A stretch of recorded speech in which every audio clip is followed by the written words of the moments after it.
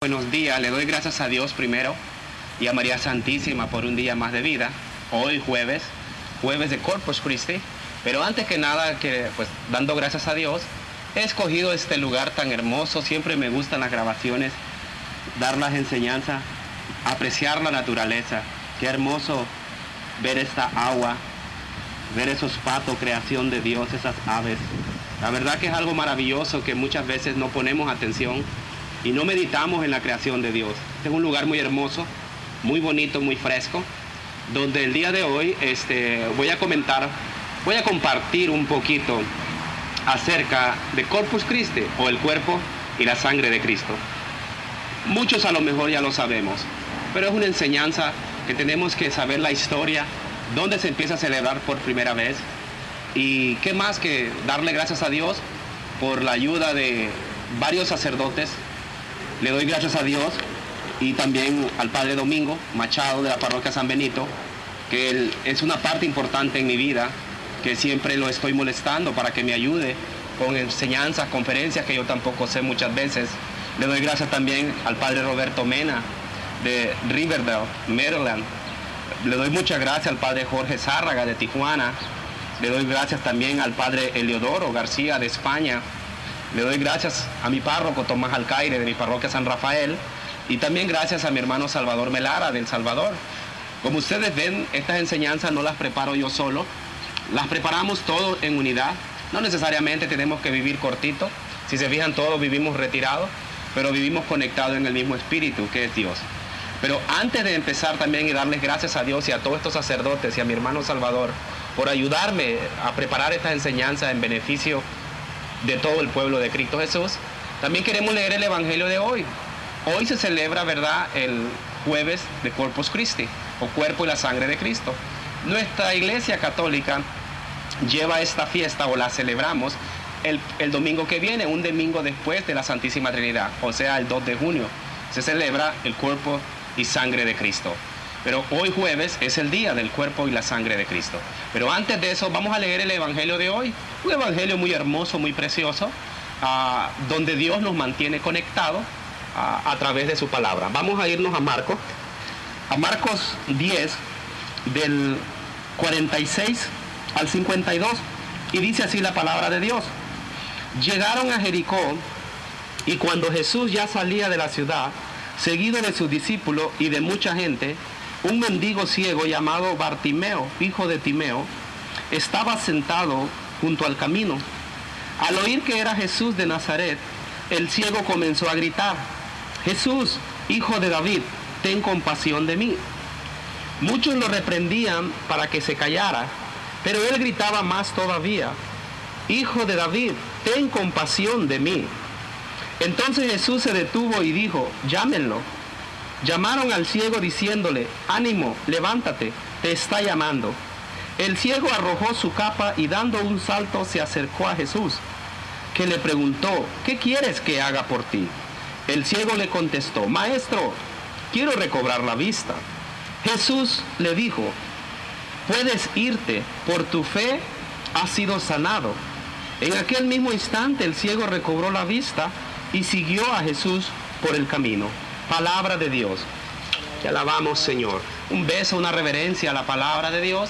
Recuerden que en Romanos 10:17 dice que la fe se aumenta al escuchar la palabra. Los discípulos de Emaús, en Lucas 24, creyeron en la palabra después de reconocer a Jesús cuando partió el pan, y confiaron en la palabra. Nosotros también. Dice Juan 8:32, conocerás la verdad y la verdad te hará libre. Bueno, este es un evangelio muy hermoso. Vemos una situación donde este ciego era ciego pero no sordo, porque dice el Evangelio, ¿verdad?, que cuando él escuchó que era Jesús el que pasaba, él comenzó a gritarle: Jesús, hijo de David, ten compasión de mí. Antes de venir a Cristo, todos somos ciegos. Todos realmente somos ciegos antes de venir a Cristo. Después del bautismo, ¿verdad?, a través del bautismo se nos quita esa ceguera o se nos borra ese pecado original. Numeral del Catecismo 900 dice que después de bautizados nosotros nos convertimos en sacerdotes, en profetas y rey, y gozamos el derecho de ir a evangelizar, de proclamar la palabra a los hogares más necesitados del amor de Cristo. Vemos en este caso este ciego, él tenía fe y él reconoció que era Jesús el que pasaba por ese lado. Nos damos cuenta algo muy hermoso, que este ciego tuvo dos virtudes o dos aspectos. Al momento de escucharlo, él tiene fe que Jesús de Nazaret lo va a sanar y le grita fuerte. Jesús le quita la ceguera, pero después de quitarle esa ceguera y de sanarlo, dice el texto bíblico que el ciego lo siguió a Jesús o caminó con Jesús. También nosotros, cuando Jesús nos sana, cuando Jesús nos libera de esas cadenas que estamos atados, también es seguir a Cristo. Debemos ser, como dice Santiago 1:22, debemos de escuchar la palabra, pero también ponerla en práctica. El ciego siguió a Cristo, siguió camino con Jesús. No nos pase como se acuerdan la sanación de los 10 leprosos, allá en Lucas 17, del 11 al 19. Jesús sana, dice el texto bíblico, Jesús limpió a 10 leprosos. Cuando todos quedaron limpios, dice, solo uno regresó, un extranjero, dice la palabra de Dios. Regresó a darle la gracia. Gracias por verme limpiado, por verme sanado. Jesús dice, bueno, que no fueron 10 los que limpié, ¿dónde están los otros? Y le dice Jesús al único que regresó, a los otros los limpió, y a este último que regresó a darle las gracias le dice, por tu fe has sido sanado. Muchas veces nos pasa como estos 10 leprosos. Jesús nos limpia nomás, pero no nos ha sanado el alma, no nos ha sanado de aquellos rencores. Necesitamos seguir a Cristo, conectado a Cristo, para poder ser sanado, como ese el leproso que regresó a darle las gracias a Jesús. Continuar pegadito a Cristo para que en ese proceso siga la sanación. Este es un pasaje muy hermoso donde nos damos cuenta que todos pasamos la etapa de la ceguera, como este ciego, como Saulo, aquel Saulo, el perseguidor de la iglesia, en Hechos 9, ¿verdad? Llega a su conversión de aquel Saulo sanguinario a Pablo, el apóstol de los gentiles. Le impone las manos a Ananías y dice que al imponerle las manos se le caen las escamas de los ojos. Y Pablo empieza a predicar el evangelio de Cristo. Así es que este mensaje hermoso es que no nos pase como esos 9 leprosos que nomás quedaron limpios y no regresaron a darle gracias a Jesús. Que nos pase y aprendamos de uno que regresó y a ese le dijo, tu fe te ha sanado. Este día este evangelio es hermoso.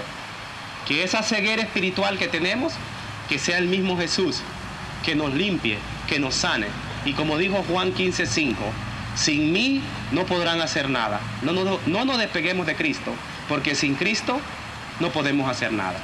Pidámosle a María Santísima este día de hoy que interceda ante Dios Jesús, para que por la intersección de ella nos dé el espíritu de decisión, de perseverancia, de fortaleza y de amor para mantenernos conectados con Cristo Jesús. Amén. Ese es el mensaje del evangelio de hoy. Pero también hoy, como se celebra Corpus Christi, vamos a aprender un poco qué es el Corpus Christi, dónde se celebra por primera vez y a quién utiliza Jesús para que se empiece a celebrar el cuerpo y la sangre de Cristo. Nuevamente recuerden que mi propósito, mi único propósito es que crezcamos juntos en el conocimiento de nuestro Señor Jesucristo. Segunda de Pedro, capítulo 3, versículo 18. Vamos a leer un poquito entonces ahora, vamos a relatar la historia del día de hoy, que es jueves de Corpus Christi, donde por primera vez se celebra el cuerpo y la sangre de Cristo. Dice así, a fines del siglo XIII, Santa Juliana, la santa nace en Retine, cerca de Liege, Bélgica, en 1193. Quedó huérfana muy pequeña y fue educada por las monjas agustinas en Mont Cornilio. Cuando creció hizo su profesión religiosa y más tarde fue superiora de su comunidad. Por diferentes intrigas tuvo que irse del convento. Murió el 5 de abril de 1258 en la casa de las monjas cistercines en Foses y fue enterrada en Villers. Juliana desde joven tuvo una gran veneración al Santísimo Sacramento y siempre añoraba que se tuviera una fiesta especial en su honor. Este deseo se dice haberse intensificado por una visión que ella tuvo de la iglesia bajo la apariencia de luna llena con una mancha negra que significaba la ausencia de esta solemnidad. Ella le hizo conocer sus ideas a Roberto de Toret, el entonces obispo de Leyge, Bélgica, también al doctor Dominico Hug, más tarde cardenal legado de los Países Bajos, a Jacques Pantalon, en ese tiempo arquidiocesano de Leija, después obispo de Verdun, patriarca de Jerusalén, y finalmente al Papa Urbano IV.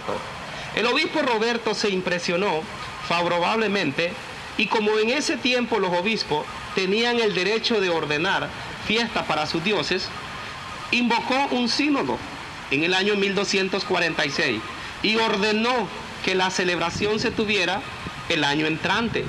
También el Papa ordenó que un monje de nombre Juan debía escribir el oficio para esa ocasión. El decreto está perseverado en Birmingham, junto con algunas partes del oficio. El obispo Roberto no vivió para ver la realización de su orden, ya que murió el 16 de octubre de 1246. Pero la fiesta se celebró por primera vez por los cánones de San Martín en Leija.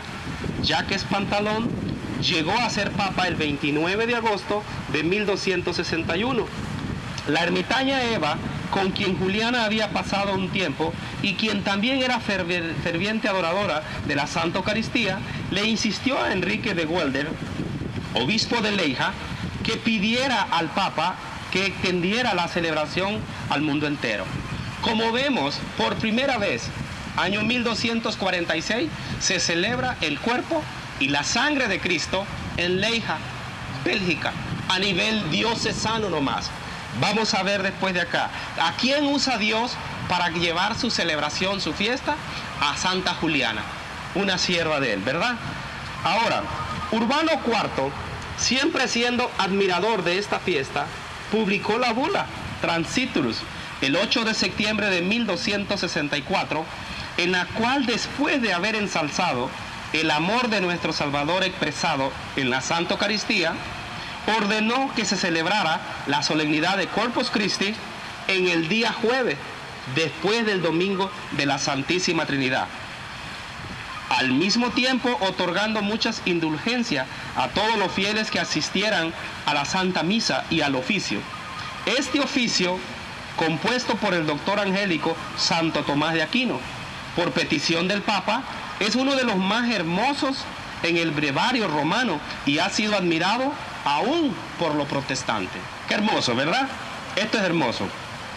La muerte del Papa Urbano IV, el 2 de octubre de 1264, un poco después de la publicación del decreto, obstaculizó que se difundiera la fiesta, pero el Papa Clemente V tomó el asunto en sus manos y en el Concilio General de Viena, año 1311, ordenó una vez más la adopción de esta fiesta. Publicó un nuevo decreto incorporando el de Urbano IV. Juan XXII, sucesor de Clemente V, instó su observancia. Ninguno de los decretos habla de la procesión con el Santísimo como un aspecto de la celebración. Sin embargo, estas procesiones fueron dotadas de indulgencia por los papas Martín V y Eugenio IV y se hicieron bastante comunes a partir del siglo XIV. Qué hermosa historia, ¿verdad? La fiesta fue aceptada en Cologne en 1306, en Worms la adoptaron en 1315, Alemania, en Ostomburgo en 1316, Inglaterra fue introducida de Bélgica, a Estados Unidos fue aceptada o fue introducida esta fiesta entre el año 1320 y 1325 en los Estados Unidos, y en otros países la solemnidad se celebra el domingo después del domingo de la Santísima Trinidad. En otras palabras, este 2 de junio celebramos dentro de nuestra Iglesia Cristiana Católica lo que hoy llamamos Corpus Christi.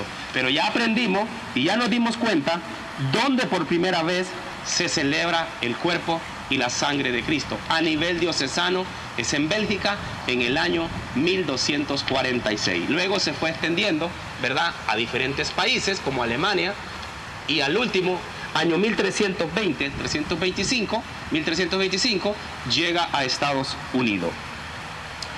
En la iglesia griega, la fiesta de Corpus Christi es conocida en los calendarios de los sirios, armenios, coptos, melquitas y los rutinos de Galicia, Calabria y Sicilia. El Concilio de Trento declara que muy piadosa y religiosamente fue introducida en la Iglesia de Dios la costumbre que todos los años determinado día festivo se celebre este excelso y venerable sacramento con singular veneración y solemnidad. Irreverente y honoríficamente se ha llevado en procesión por las calles y lugares públicos. En esto los cristianos atestiguan su gratitud y recuerdo por tan inefable y verdaderamente divino beneficio, por el que se hace nuevamente presente la victoria y triunfo de la muerte y resurrección de nuestro Señor Jesucristo. Vamos a hablar ahora un poco sobre un milagro que sucede, ¿verdad?, en Bolsonia, Italia, Bolsena, Italia. Vamos a hablar un poco de este milagro. La Edad Media, dice, fue un periodo difícil y vergonzoso para nuestra iglesia. El Señor permitió que sufriera corrupción y herejías. Las herejías eran expuestas por figuras fuertes dentro de la misma iglesia. Una de las más graves fue la duda que sembró en cuanto a la presencia real de Cristo en la Eucaristía, ocasionando grandes confusiones y problemas de fe para muchos. Sin embargo, el Señor balanceó la oscuridad con la luz y el resplandor de grandes hombres como San Francisco de Asís, Santo Domingo, San Antonio de Padua, Santo Tomás Aquino, grandes defensores de la Eucaristía, el Papa Urbano IV, que instituyó la fiesta de Corpus Christi, y el milagro eucarístico de Bolsena, relacionado con un sacerdote llamado Pedro de Praga. Hasta aquí hemos aprendido por primera vez dónde se celebra el cuerpo y la sangre de Cristo, en qué año, y también vamos a relatar este hermoso milagro que sucede en Bolsena, Italia. Vamos a seguirlo leyendo. En 1263, el padre Pedro de Praga era un hombre de grandes virtudes, pero a causa de las corrientes ideológicas que se desataron entonces, estaba teniendo grandes dudas sobre la presencia física de Jesús en la Eucaristía. El propio padre, como muchos de nosotros nos pasa como laicos, ¿verdad?, estaba teniendo duda en ese entonces, año 1263, que Jesús realmente estuviera presente en la Santa Eucaristía. Y mire lo que sucede. Él viajaba en una peregrinación hacia Roma porque creía que orando en la tumba de San Pedro, el de la fe incrementable, Lucas 22:32, ¿verdad?, y en la tumba de uno de los grandes orígenes de fortaleza de nuestra Santa Madre Iglesia, San Pablo, estaría lleno de la fe que él necesitaba para permanecer en su ministerio. En su camino hacia Roma, paró una noche en la pequeña ciudad de Bolsena, como a 700 millas al norte de Roma. Se quedó en la iglesia de Santa Cristina, una santa heroína de los primeros tiempos de la iglesia milagrosa, milagroso altar de la santa. El padre Pedro pidió celebrar misa en ese altar. Estaba buscando toda la ayuda que pudiera encontrar. Solamente conocía una manera: pedir. Él tenía fe, pero no lo sabía. No pedía ayuda fuera de la iglesia. No le pedía ayuda a los hombres. Él sabía que la única forma en que él podía recobrar su fe y hacerse santo era a través de nuestro Señor Jesús. Por lo tanto, la siguiente mañana hizo la única cosa que sabía hacer. Fue al altar de Santa Cristina a celebrar la Santa Misa. Como era su costumbre, oró antes de la misa por la gracia que necesitaba, la fe. Oró con mucho fervor a Dios. Su oración fue la misma, suplicaba por la fe, para creer sin ninguna duda que el regalo que se nos había dado en la última cena, que se le había dado a él, el día de su ordenación, era realmente el cuerpo de Cristo. Si nos damos cuenta, este padre Pedro pasó igual como les pasaba a los discípulos, andando con Jesús. Si ustedes han escuchado o han leído el texto bíblico de Lucas 17, del 1 al 5, me parece, dice así: el hombre sin mí le es imposible salir del pecado. Versículo 2 dice: ay de aquellos que hagan caer a uno de mis ovejitas, más les valdría amarrarse a una piedra de molino y tirarse al mar. Versículos 3 y 4 dice esto: si viene un hermano o una hermana a pedirte perdón 7 veces al día, 7 veces perdónale. Los discípulos en el versículo 5 le dicen: aumentanos la fe. Los mismos discípulos no tenían fe, pero la fe no en Cristo, sino que los discípulos necesitaban tener fe de que Jesús les había perdonado, para ellos también poder perdonar al hermano que lo venía a ofender, a la hermana que la había ofendido, porque de otra manera no podían perdonar ellos, no podían cumplir el mandato que Jesús les estaba diciendo si ellos no se sentían primero perdonados. Y les dicen: aumentanos la fe. Así también este padre, él oró fuertemente y él le dijo: Señor, auméntame la fe de que tú estás presente y real en la Santa Eucaristía. Y miren lo que sucede. Comenzó a celebrar la misa como de costumbre, y en el momento de la consagración elevó la hostia muy alto sobre su cabeza y dijo las palabras que mandó Jesús. Cuando pronunció: esto es mi cuerpo, el pan sin levadura se convirtió en carne y empezó a sangrar profusamente. La sangre cayó sobre el corporal. El sacerdote, asustado y no sabiendo exactamente qué hacer, envolvió la hostia en el corporal, dobló el corporal y lo dejó en el altar. Cuando se iba, gotas de sangre cayeron en el piso de mármol enfrente del altar. El padre Pedro inmediatamente fue a decir lo que había sucedido al Papa Urbano IV, que en ese tiempo estaba en Orvieto, a poca distancia de Bolsena, Italia. El Papa mandó a un obispo al lugar para que hablara con el sacerdote de la iglesia y poder verificar lo que el padre Pedro le había dicho, y para traer a Orvieto la hostia sagrada y el corporal. Cuando el Papa Urbano IV vio aquel milagro, llamado el milagro eucarístico, se arrodilló al ver al Señor convertido ante él en forma física en el corporal sagrado. Qué hermoso regalo recibe, ¿verdad?, el padre Pedro al momento que él levanta el cuerpo y la sangre de Cristo. Que aquí era hostia, aquí era pan y aquí era vino, pero al momento que la levanta, pan sin levadura se convierte en la carne de Cristo y comienza a gotear sangre. Esto es algo hermoso. El padre Pedro pidió a Dios que le aumentara la fe de creer que él estaba presente y real en la Eucaristía. Recuerden que acabo de cumplir el 4 de mayo 13 años convertido al catolicismo. Mi padre es un pastor evangelista. Yo nací en el seno de una familia evangelista. Soy el primero convertido al catolicismo.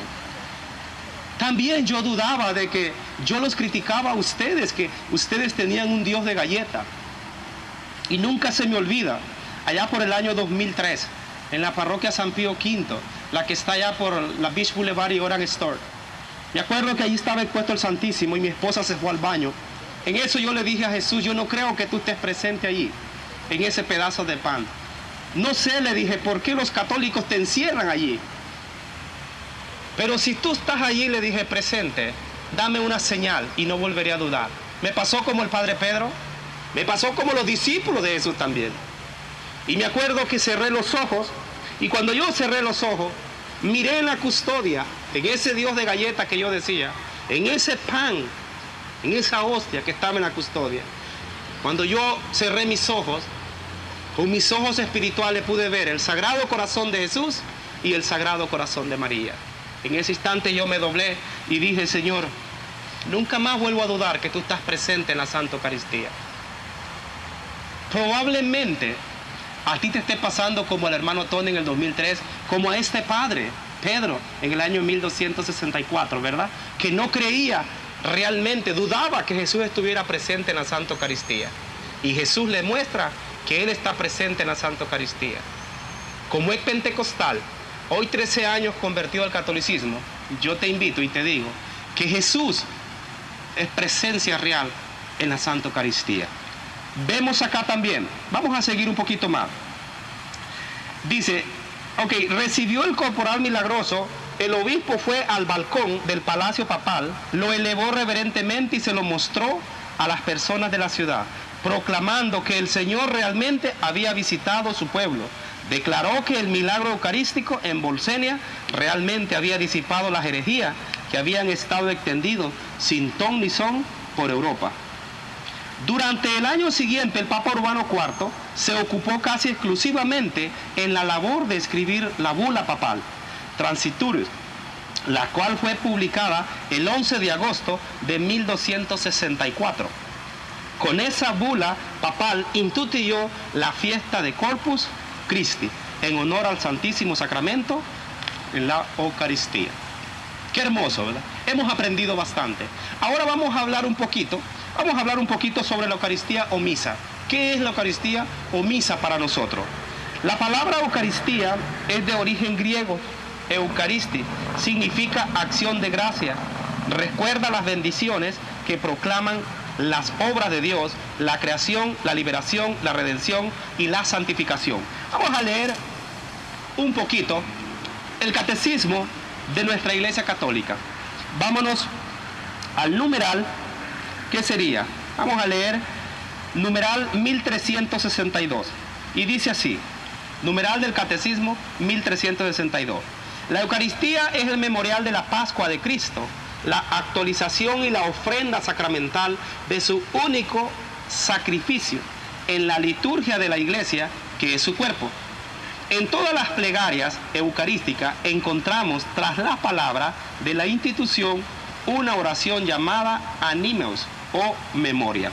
Esto es palabra del catecismo de nuestra Iglesia Católica. La Eucaristía es el memorial de la Pascua de Cristo, acción de gracia, recordando su muerte y su triunfo, de su resurrección.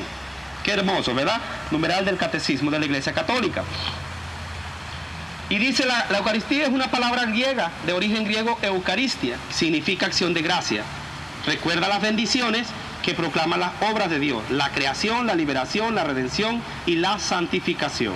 Eucaristía o celebración eucarística es el nombre exacto de lo que llamamos misa. Lo más importante de esta celebración es que se vuelve a realizar cada vez el milagro de Cristo. El Espíritu Santo convierte el pan en su cuerpo y el vino en su sangre. Además, en cada misa se actualiza el sacrificio de Jesús y se repite el milagro del cuerpo y la sangre de Cristo. Aunque una vez al año celebremos de manera más solemne este gran misterio.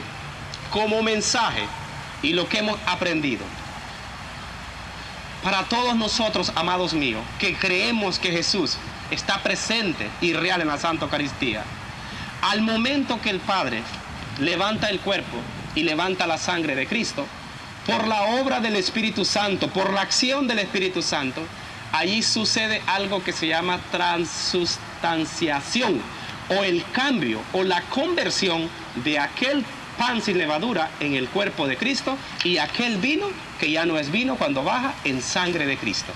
Pero Romanos 12:2 dice, cambia tu manera de pensar para que cambies tu manera de vivir. Si tú todavía no has cambiado tu manera de pensar en el cuerpo y la sangre de Cristo, no vas a cambiar tu manera de vivir y de creer que Jesús realmente está presente en la Santa Eucaristía. Que no te suceda. He visto en muchas comunidades, muchas iglesias, que cuando el Padre consagra el cuerpo y la sangre de Cristo, al momento de comer el cuerpo y beber la sangre de Cristo, muchas veces en nuestras iglesias ponen al Padre a un lado y al diácono a otro lado, o ponen al Padre a un lado y ponen un ministro de Eucaristía. Y mucha gente ha visto que si vienen en la fila de donde está el ministro de Eucaristía, se cambian a la fila donde está el Padre, porque ellos creen que solamente el Padre es el que ha consagrado la hostia que van a dar él. Déjame decirte esto, amado mío. Toda la hostia, cuando al momento que es consagrada y por la acción del Espíritu Santo, se convierte en el cuerpo y la sangre de Cristo, ya no importa si la dé el padre o el diácono, ya esa hostia está consagrada. Y ya no es la hostia, ahora es el cuerpo y la sangre de Cristo. Te la dé el diácono, o te la dé el ministro de Eucaristía, o te la dé el sacerdote. Ya no te me cambies de línea. Cambia tu manera de pensar y así cambiarás tu manera de vivir. Romanos 12:2. Vamos a seguir leyendo. Esto es algo importante que tenemos que aprender. Eucaristía, presencia real de Cristo. Cuando Jesús instituyó la Eucaristía, tomó un pan, pronunció la bendición, lo partió y se lo dio a los discípulos, diciendo: tomen, coman, este es mi cuerpo. Mateo 26:26, ¿verdad? Este es el pan, es mi cuerpo, la persona de Jesús. Lo mismo hizo con el vino, afirmando: esta es mi sangre. Sus palabras no dejan lugar a dudas. No es una comparación, es como mi cuerpo o como si fuera mi sangre. Es una afirmación real. Esto es mi cuerpo y esta es mi sangre. La Iglesia desde sus inicios ha afirmado siempre esta presencia singular de Jesús y la ha definido como misterio de fe. La presencia real de Jesucristo en la Eucaristía no es objeto de estudio científico, ya que no puede ser percibida por los sentidos. El pan y el vino pierden en la Eucaristía su sentido natural como alimento corporal y reciben un nuevo ser y un nuevo sentido.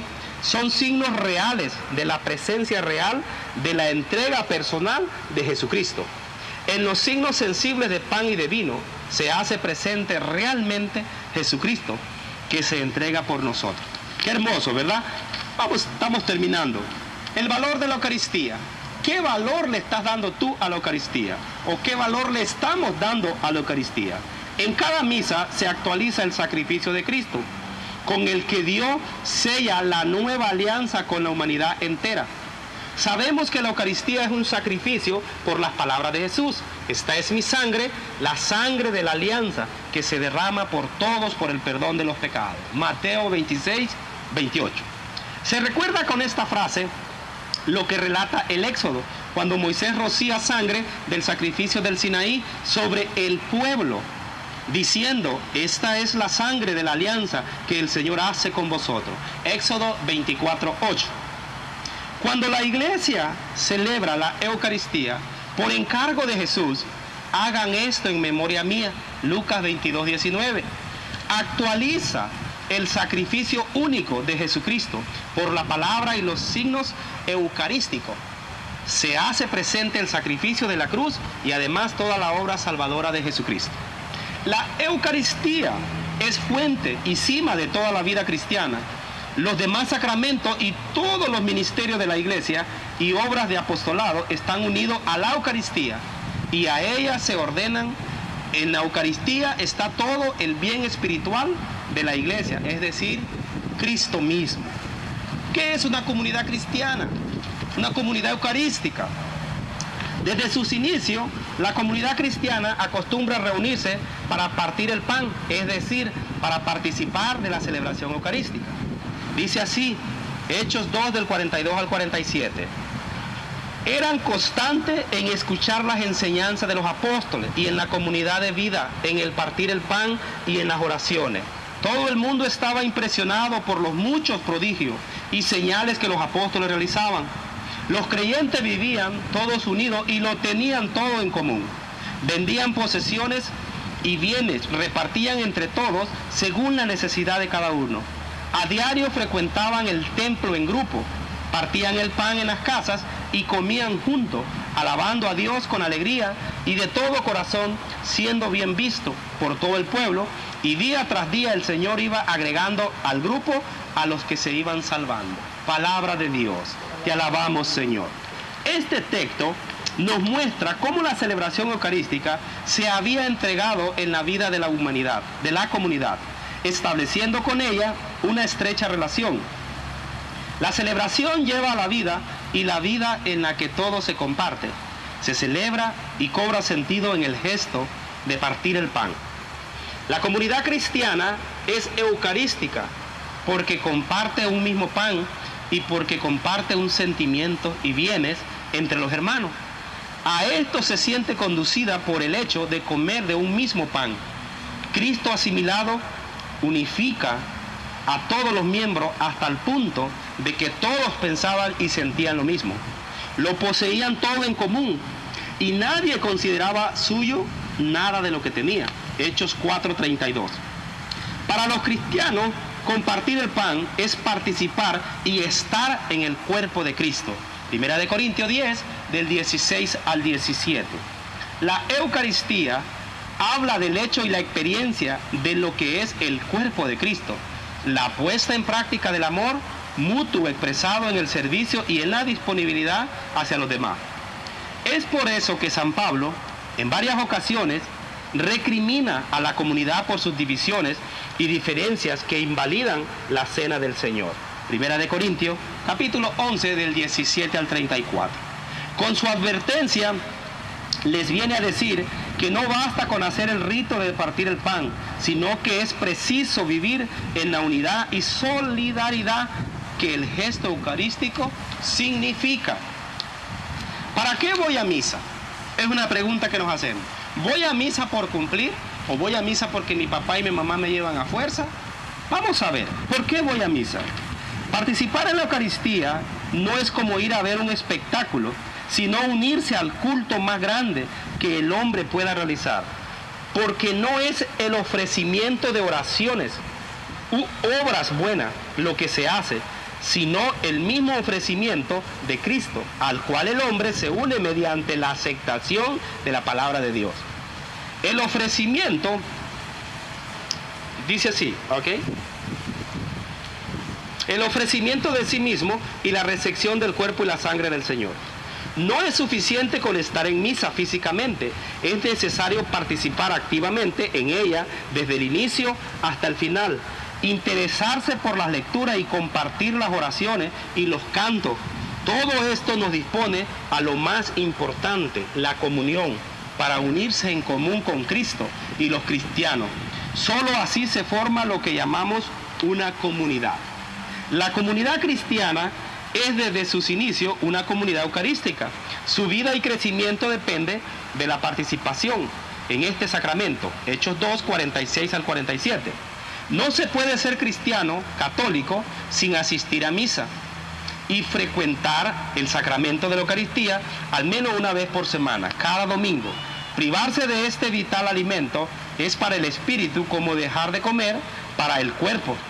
Por eso el apóstol San Pablo da la importancia de examinar nuestra conciencia antes de comer el cuerpo y beber la sangre de Cristo.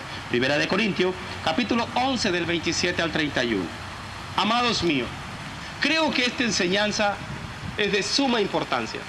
Y hoy hemos aprendido dónde por primera vez se celebra el cuerpo y la sangre de Cristo. ¿En qué año?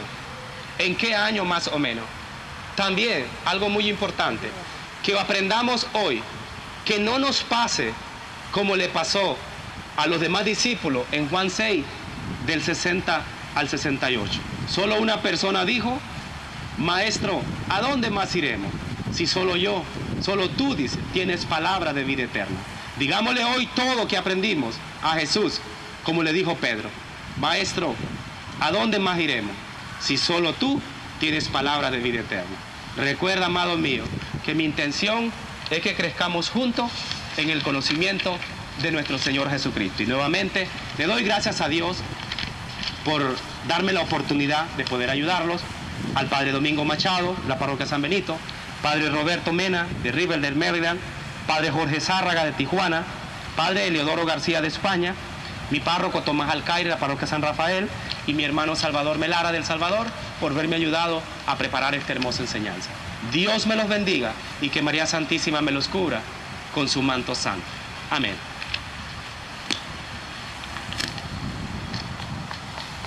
¿Listo? ¿Qué tal?